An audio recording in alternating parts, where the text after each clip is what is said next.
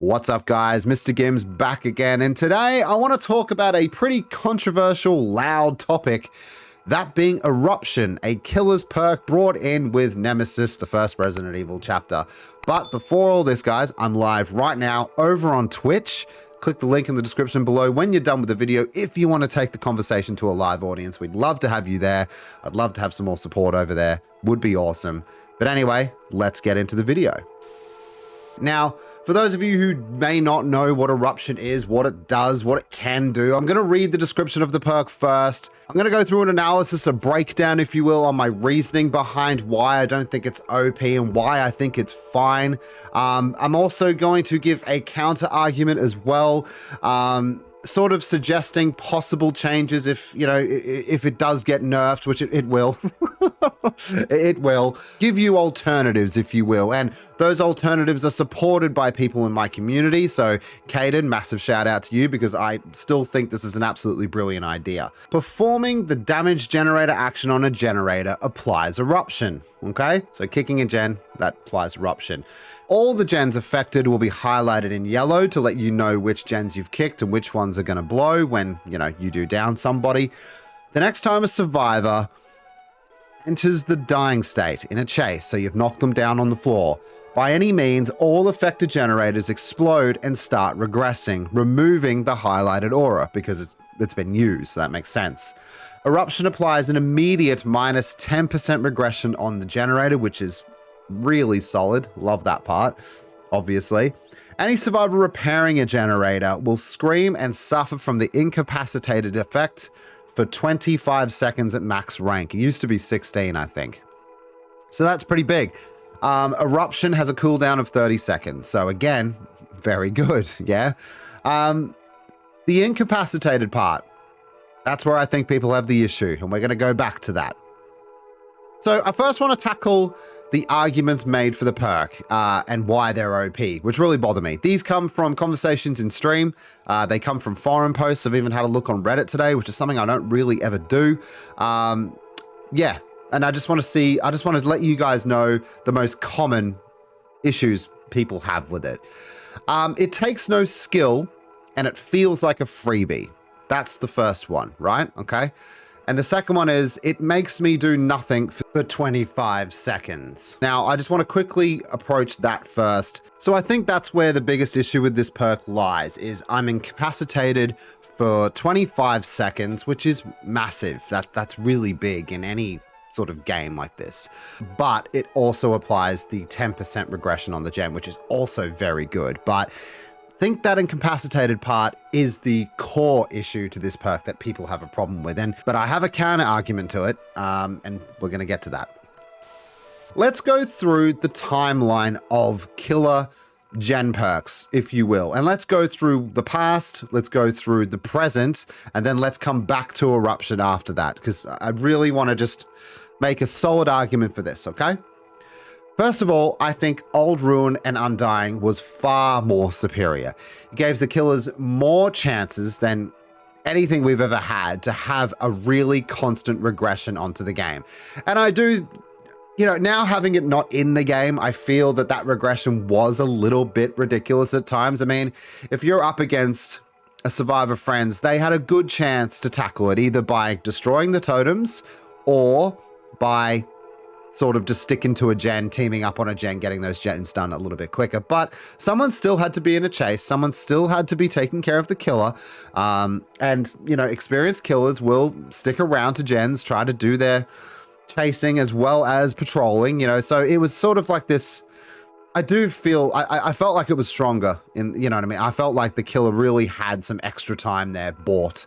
Obviously there were some matches where like Hex Ruin and Undying would go straight away, and that's just bad luck, I guess. But I still feel Old Ruin with Old Undying was really, really super strong. I mean, that's all we saw in the meta for like 2 years, right?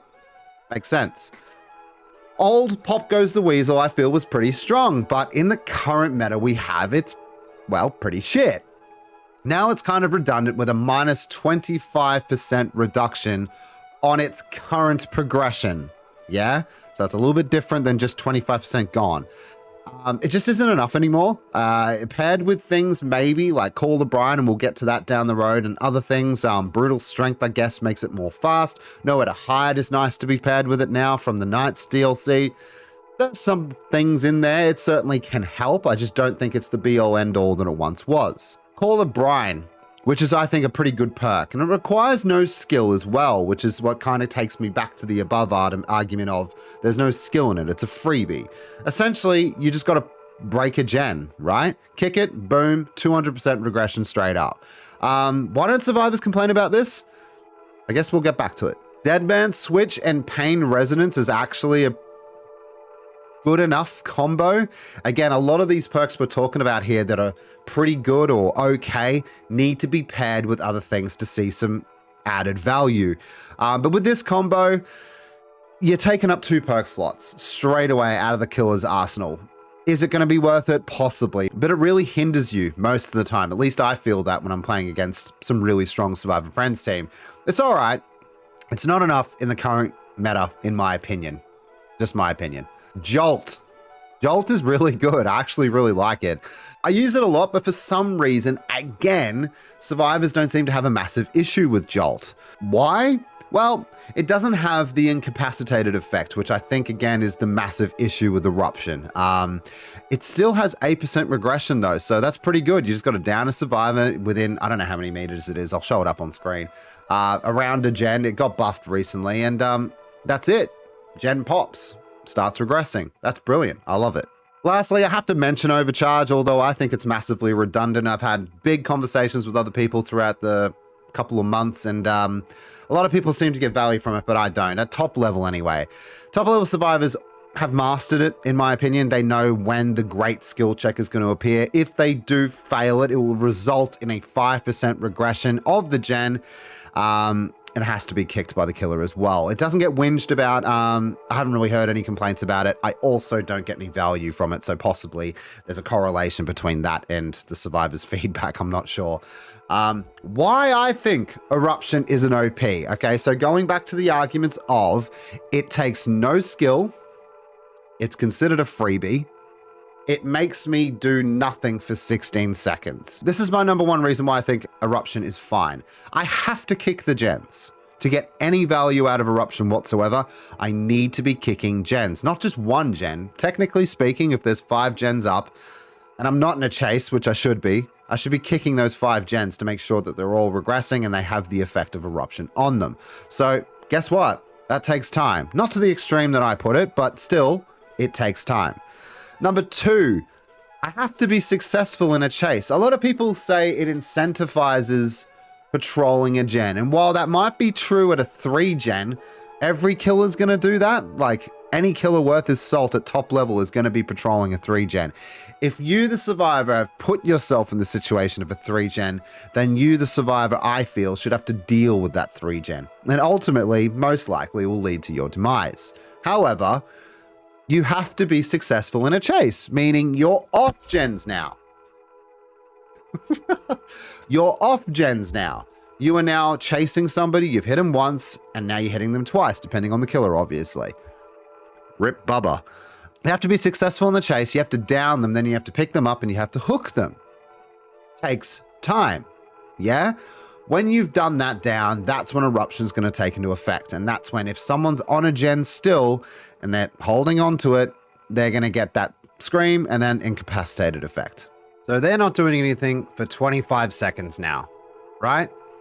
Right. So you're incapacitated for 25 seconds. My argument for this part is while anything that stops players from interacting with anything for any level of time, 25 seconds is a long time, so I'll give you that definitely. But in that 25 seconds, at least one of you out of the 3, because one person's getting hooked, could be gearing up for the save. Now, this part of my argument doesn't really help with the other 2 survivors. They're still stuck in limbo. They're stuck 25 seconds of not doing anything. I understand that, but still, in that situation, somebody could be doing something. And please don't get angry at me just yet. I do have another solution to this as well, given to me by the community. I don't want it to sound like I'm fully killer focused here. I do play Survivor probably 50% of the time. I love Survivor, but I personally don't have the issues with Eruption that other people have. I don't know why. It's just one of those weird things, I guess. But I have played against really good top teams before. And what I do find is when communication is key and when they're really on the ball, they'll announce to their team, I'm about to get down. So in that example, a lot of people go, oh, let go of the gen sort of thing. But I understand that's not going to be every single game. I think the problems with the incapacitated and all that, I do think it comes from a newer audience. I do think it does come from a solo environment. I think for Survivor Friends, with everything that they bring to the table that I've outlined before, I think most of the time they're absolutely fine. But if it were a change, because I'm not locked in to loving the perk the way it is, I don't personally care. If it made this change, and I'd like to point out that this wasn't myself, this is probably just the best suggestion I've ever heard. Kayden, massive shout out to you. You're always on my streams. Really appreciate it. You were the one that came up with this, I think it was earlier in the week. I think it was Monday, wasn't it? Yeah, where you said, what if they don't get incapacitated? What if they can stay on the gen? Maybe do the scream, obviously, so I can know they're there or whatever, even though I'll know from the Ura anyway. But what if they take a health state? Which is actually really quite interesting. If they're already injured, just make it so they have to mend. Obviously, just don't start downing everybody at gens. Otherwise, everyone's going to call gens the new killer. Imagine. No, but I think that's a really good idea because not only is they kind of can commit to completing the gen, I guess, while someone's in a chase or while someone's going for the hook, but then they're injured, so they've got to put that time back into healing. I don't know if this would be a massive buff or, you know, maybe a quality of life improvement on the perk. They definitely would have to put the time back into healing after doing a gen if they were caught out. And that might be too strong. Maybe giving it, give it sort of a random chance of it being able to do it or something like that. Or maybe a great skill check or something like that, sort of like an overcharged skill check. I'm not sure, but I like this train of thought. I think it's pretty cool, but I don't know. I'm not locked into any ideas. I don't really care at the end of the day. I'm happy for change. I don't want anyone commenting like, I don't want to see comments like, oh, you're such a killer main. You don't like change. You just want everything to be OP for killer. That's not true whatsoever. I have backed up survivors a lot of the time, and I'm not a player who thinks Survivor Friends should be thrown out the window. Otherwise, this game would die. Seriously. So it's not about that. I'm merely bringing this conversation to you guys. Please comment down below and let us know what you think, because I'm interested to see what you have to say. And it just seems like it's such a prevalent argument right now. Like, people really give a shit about this perk, and maybe with your comments, I might get some understanding from that. Well, further understanding from that. But anyway, guys, that's it for me. I wanted to do one of these videos, and I definitely wanted to do it on Eruption because I feel it's necessary. Don't forget to comment down below, as I said. Like, share, and subscribe, and also consider becoming a member. It helps me keep the lights out and make content on YouTube, so I would really appreciate it. Just hit that blue button if you're interested. You can also catch me on Twitch, which I happen to be live right now. So if you want to take the conversation in a live audience, please do so. That would be awesome. All the links are down below. Hope to see you there. Hope you have a great day, and I'll see you in the next one.